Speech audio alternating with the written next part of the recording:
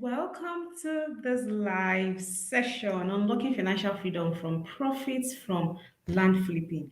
And the title is actually a real life story. So if you saw the 300K to 5 million within a year, it actually happened to me because a couple of years back, I got an opportunity to buy land in Ibadan for 300,000.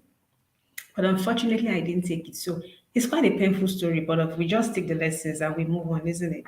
And within a year, the place appreciated like so fast. It was like magic.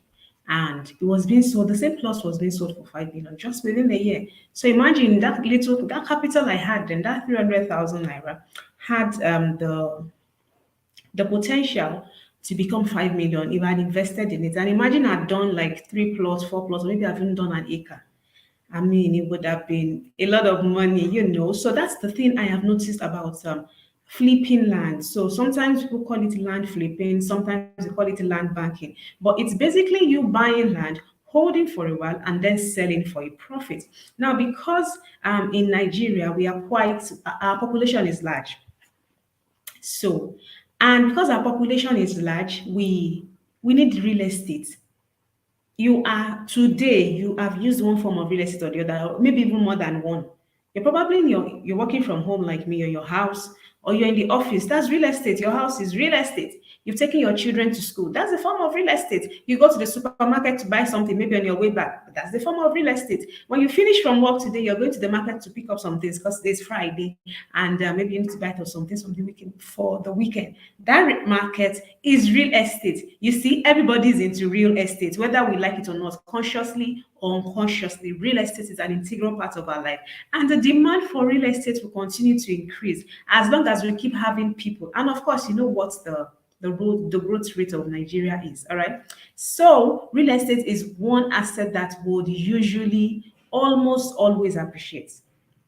Almost always appreciate. It's good to have you here, Miss Varsity Homes and Properties. All right. So real estate is one asset that almost always appreciates because the demand keeps rising and the supply is limited. Like you can't make more land. The highest we can do is instead of building bungalows, we're building high rises, we're building skyscrapers, isn't it? So that is it. Now, so in today's live session, we would be looking at the common mistakes people make when they buy and hold lands, how to identify land I would appreciate faster. I will be telling us a few real life stories from Mrs. Ibukun Awoshika, from Nimi Akikungbe, who is the current ambassador of Nigeria to Greece, the real estate stories. I would also tell you what are the questions you should ask when you want to go into this kind of transactions, and how do you make money from buying from land flipping or land banking. I think I really love land banking. I love that term. Let me know if you also love it. All right, so let us dive right in, and we will be starting it. Why? What makes lands appreciate? So I have to state, yes, I have to quickly put in this caveat that the case I talked about doesn't necessarily is not what happens all the time. So it's not all the time that you will buy land for that amount, and it would the price would significantly increase within a year. So real estate is usually long term, and I would usually advise, based on the trends, that at least you wait for minimum 5 years. So it's a long term thing. It's not Ponzi.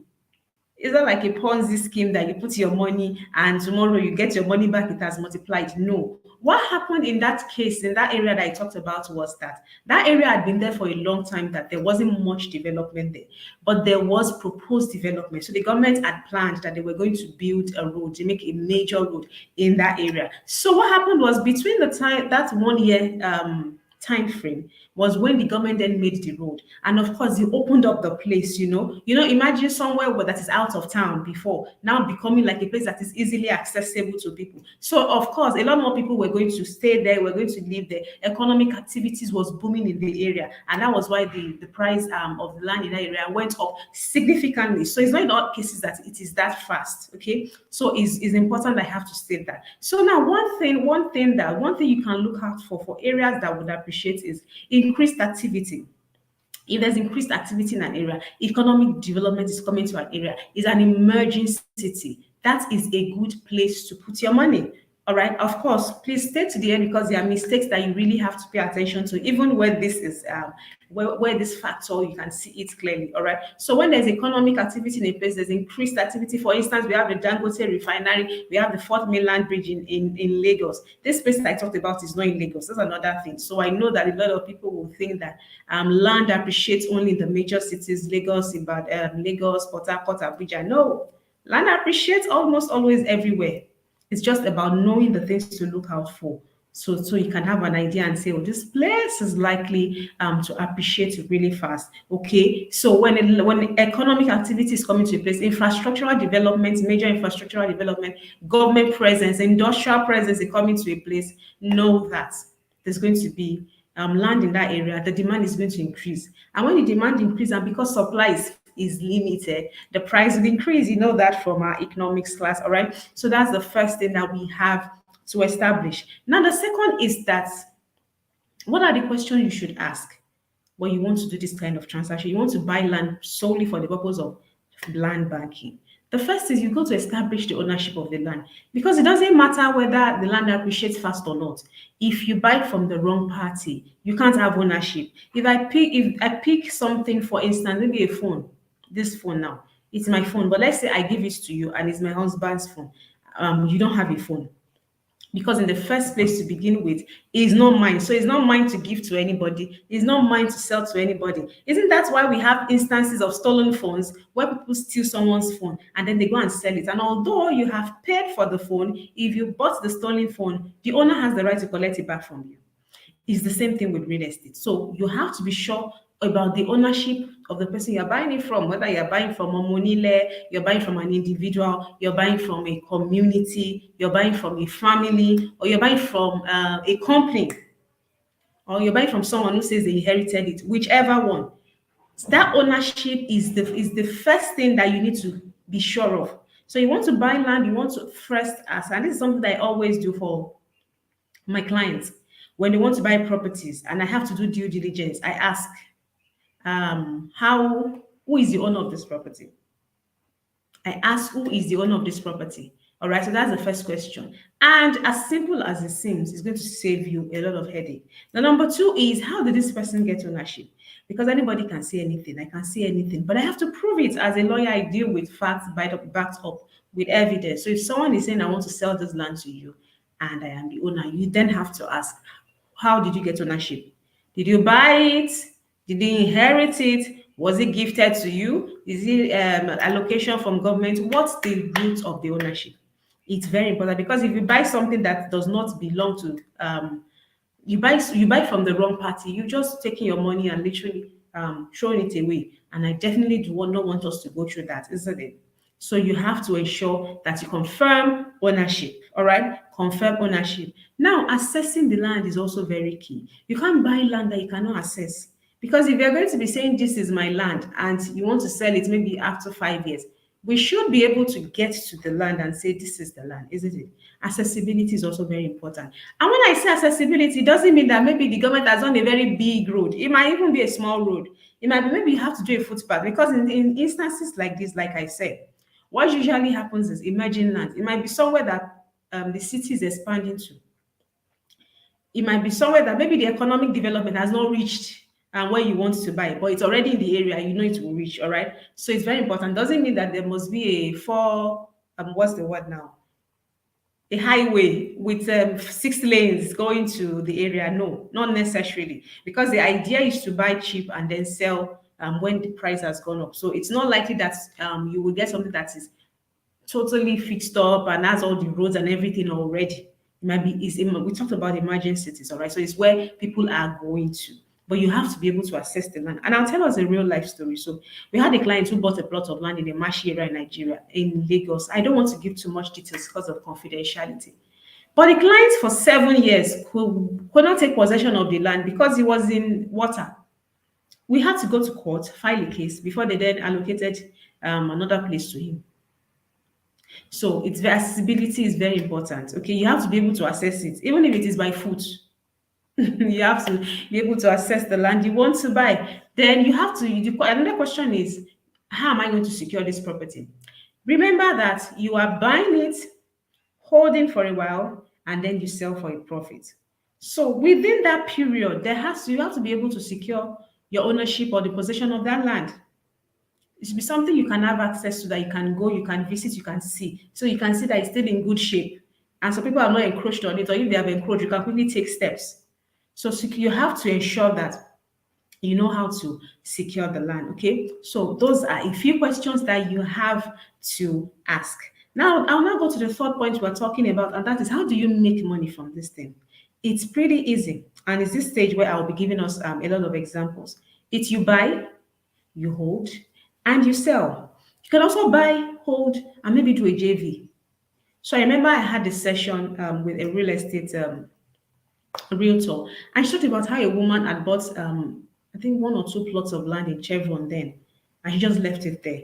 And a few years after, she's getting offers to for people who want to partner with her and do a joint venture. So basically, what they want to do is they want to build on the land, and then they will have a sharing ratio. So she is contributing land, they will contribute the money to put up a building. And so let's say they now do, this is just an example. They now build four flats. She will own one, and maybe they will own three, or she will own two, or maybe they will own two. And of course, you know what that means. That she's going to be getting income from it for life. So it can be buy, sell, and buy, hold, and sell, buy, hold, and develop, buy, hold, and do a joint venture. The opportunities are limitless. Okay, the opportunities are limitless. So the basic thing is you buy it, and when you buy it, you make sure you buy it from the rightful owner. You take all necessary steps. You have the necessary documentation done. You make sure you retain possession. You secure the property, and you just watch. You'll be sleeping and waking up, and your money is just growing in your sleep. How sweet is that? It's fantastic, isn't it? So basically, that's how to make money from land banking. Okay. So now, what are the common mistakes? Oh yes, I talked about the fact that I wanted to tell us some real life scenarios. So this is a book, and it's called Real Women Invest in Real Estate. The way it's showing, okay, but it's Real Women Invest in Real Estate, and it's written by Mrs. Udo Okonjo. So she is a lawyer, and she is the founder of the luxury real estate brand Fine and Country. So in this book, she talks about a lot of women and their real estate stories. And although the book is written for women, I would actually recommend it for everyone in real estate in Nigeria. Because the thing about real estate is you need knowledge. And it's not even about real estate. Any type of asset you're putting money into, you need to know about it. So it's helpful to buy books like this. This is why I buy books, I buy courses on real estate. Yes, I'm a lawyer. I know the legal aspects of real estate, but I don't just stop at that. I have to also know the other aspects, because real estate is wide. Yes, real estate is wide. So in this book, she talked about, I will share three stories from the book. The first is Mrs. Ibukun Awoshika, how she bought like, you can check the pages 26, 28, 50, and 52. I actually wrote it down. So maybe Mrs. Zibokwa Washika bought some plots of land at Chevron, that area. She bought it for 5.2 million. And she said within 4 years, she then needed capital for her business, because investors were coming, and she needed to put down some down payment. Of course, if you're expanding your business and investors are coming to bring in money, you also have to put in your own parts by bringing some money. And she needed some couple of millions. And she said that land that she bought for 5.2 million, she then sold it for 61.7 million. Like, what percentage increase is that? Please let me know in the comment section. Like, that's crazy. That's crazy. Like, that's over 1,000. Okay, I'm not very good with math, so just help me. Let me not let me not say the wrong thing. But I mean, within 4 years, 5.2 million to 61.7 million. I don't know if there's any other asset that can appreciate like this fast. And that's the thing about real estate. Regardless of your education, your exposure, it's an asset that regular people like you and me can put their money into once we follow the due process. I've seen people, people who are not necessarily educated, put their money in real estate and make money from this. She also talked about how she bought some plots of land at Ikorodu, and she bought them for 5 million each. So she bought 8 plots, and that's 3.2 million. I hope I really got this correct. So she bought the entire plot. No, no, 5 million times 8 cannot be 3.2. Okay. She bought all the plots for 3.2 million. I'd written it here, so I'm just looking at it. She bought all the plots for 3.2 million, and she later was able to sell all the plots for 16 million. And it was a short film of time. In fact, she said she does not even know where the land was, but she had a trusted realtor who had worked with her who had helped her, connected her when she wanted to buy. So, because the person was also monitoring the land, knew how the value of the land was going up. And when he saw that, oh, this land has appreciated significantly, he told her, can get so and this land sold for 16 million.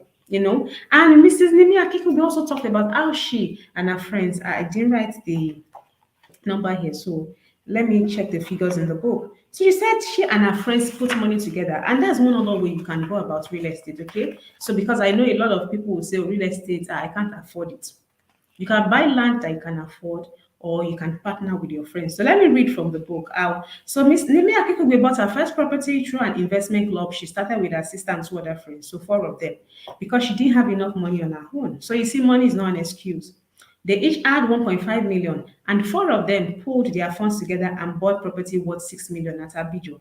Abijo is in the Lekki where she never even visited. Wow. So money spoils friendship, as they say. So the terms were laid out very clearly. That's very important. And they knew how many years they wanted to hold it before they sold.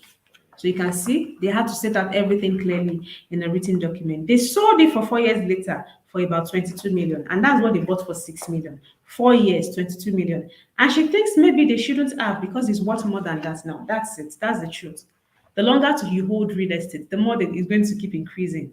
It's going to keep increasing. So I hope I had a session last week with Mr. Alex Ihanacho where we talked about building generational wealth by investing in real estate. And he said we should, as much as possible, we want to buy land, don't buy one, buy two. And he gave a reason. He told us a story. Everyone should really go watch that video. Very enlightening and very practical. All right. So imagine they held it for 4 years from 6 million and it went to 22 million. And I really love one thing about this story is they came together and put funds. They didn't say, I don't have enough money. Can put funds together, but of course you have to make sure that you have a watertight contract because you don't want to, after 3 years, someone says I want to sell and the others are not willing to sell. So you have to state it there. This is how long we're going to hold it for. Okay. It's important, all right. So these are practical, real life testimonies, yes, of how people have made money, have built wealth, gotten money from from land banking. So, what are the common mistakes that people make when they do this land banking thing? It's first buying based on what they like or not. Seriously, except you want to, I think that except you're living in a place, because you're going to be living there. Every other investment you want to do should not be based on whether you like it or not. It's investing for a purpose. The purpose of investing is profit. Can I make profit? That should be your question. Am I following the due process? It's not, oh, I don't like Ikorodu. 'Cause as we saw from the example that Mrs. Dokawashika gave us, she never even went to that land that she bought at Ikorodu. Even Mrs. Nemi Akikube to the land she and her friends bought at Abijo, they never even went there, but they bought it and they made money from it. Although, of course, I wouldn't advise that you do that except in some instances. Okay, it's not advisable that you just buy land, except you really have a trusted route always helping you monitor it. Okay, but they are lucky to have gotten very good people. So you don't invest based on where you like or not. Is this thing going to make me money? Is it going to be profitable? That's the question to ask. The second mistake people do is they don't do due diligence. They just go ahead and just buy. Someone comes and tells them, I have land to sell here, and they put down money. Yes, I've seen situations like that. And I have been involved in a lot of real estate cases. And trust me, it's not something you want to go through. It's not funny. You want to ensure you're buying from the right party. So doing due diligence, asking the right questions, doing the necessary checks is very important. Then the third one is no proper documentation. Sometimes people buy land, they don't have any documents. They don't even know the documents to have. Let's even start from there. It's not done that way. Real estate is peculiar. Real estate is fixed. So, what is the proof that you're the owner of this property if you don't have the proper documents in addition to you taking possession? And that leads me to the next mistake that people make, which is how they don't secure the land, they don't take possession of the land. It's important to secure the land within the time frame of the time you are going to be holding that land. Okay, so that you don't lose out totally. You don't want to invest and then lose possession and you have to now start fighting that. It's not advisable. Now, the last mistake is people wanting to buy what they can, wanting to buy Banana Island. That's why I wrote it here, and there's a reason. So if you bought Banana Island maybe about 20, 15 years ago, it would have been a very good, and you sold it after, you'd have made a lot of money. But now Banana Island is now expensive. Okay, so it might be out of reach. So oftentimes people say they want to buy right in the heart of the city when they cannot afford it. So if you know you cannot, you have a place you can afford, why not start from where you can afford? There's nothing that you start from the top. There's always somewhere you can afford. There's no rule that says that you must buy and invest in Lagos alone or Port Harcourt alone or Abuja. Are there other areas? A lot of us, we probably have friends, we have people who are outside these major cities who have information and they can tell us, oh, there are areas in this place that you can buy land too. So don't limit yourself to saying, until I have money to buy in so and so areas, I'm not going to buy. You will be losing opportunities because the money you are holding, as you're holding it, is depreciating in value, except you put it in another form of asset. So don't wait until you have until you have everything, until you have money to afford the big places, all right, before you then start investing in real estate. All right. So I hope this has been helpful. And if you have enjoyed this training, then trust me, I've got something more for you. And I'm going to be doing a more detailed training. All right. And let me tell you what you will be learning in the training. All right. We'll be looking at what you should look out for during when you go to inspect. So, because inspection is very key. What lands appreciate? I told you just a few in this session. I'm going to be telling you a lot more. I'm going to be giving you more practical tips of how you can identify lands that are likely to appreciate, that are likely to give you your money. Okay. I would also in that session be teaching us what's the due diligence you should do when you want to buy land from a family. What should you do in the instance of buying from a family, instance of buying from community, instance of buying from an individual, instance of buying from a company? Because there's what to do in each case. Okay, what if you're buying land and you want to pay in installments? How do you go about it? How do you secure the land? What's the proper documentation for the land? How do you choose the right realtor to help you? Because you can see from the story of Mrs. Ibukwa Washik and Mrs. Nimi Akikugwe, they had good realtors who worked with them. How do you choose the right realtors to work with you? Who are the other professionals that you need to work with you? What are the things you need to check? What's the step by step to investing in scam free land in Nigeria? Very important. All right. So this training is going to be for anyone who wants to invest in land in Nigeria and make their money from land banking. Just buy, hold, and sell. If you're whether you're a business owner, you're an entrepreneur, you're an employee, and you have money, you know that I can't keep just holding cash. All right. I need to put this money where it can be making more money for me. That's what we'll be learning in that class. You might be a Nigerian in diaspora and you want to learn, you want to really know how do I put my money to good use? Okay, how do I put my money to good use by putting it in lands? We're focusing on land in this training. Land, how to make money from land banking. Okay, so if you are interested in this web session, this webinar, it's going to be a live webinar. So I would love it to be a live webinar like this where I come, I teach. We can ask questions. We can also rub minds together. All right, it's going to be a live webinar. And I will be announcing the date very soon. But if you want to join the wait list, you can join the wait list. Those who join the wait list are going to get information. They're going to get the price, the webinar is going to be for a token. They're going to get access to the webinar for the lowest price. So they will be the ones to first know when I open the cart and I say we're ready to make payment. They'll be the first that I will let them know, and they'll be getting the class at the lowest prices possible. So I will put the link now to the wait list so that we can click it and we can join the wait list. Just click it, provide the information, and join the wait list. All right. So let me post that now in the comment section.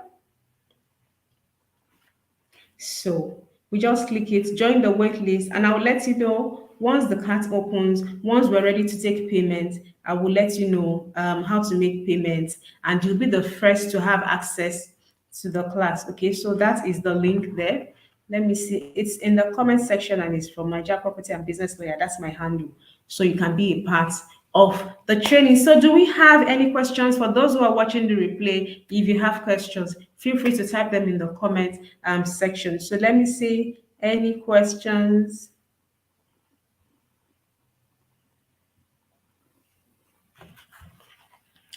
Any questions? Any questions? Okay. I think we don't have questions. So join the wait list for the training.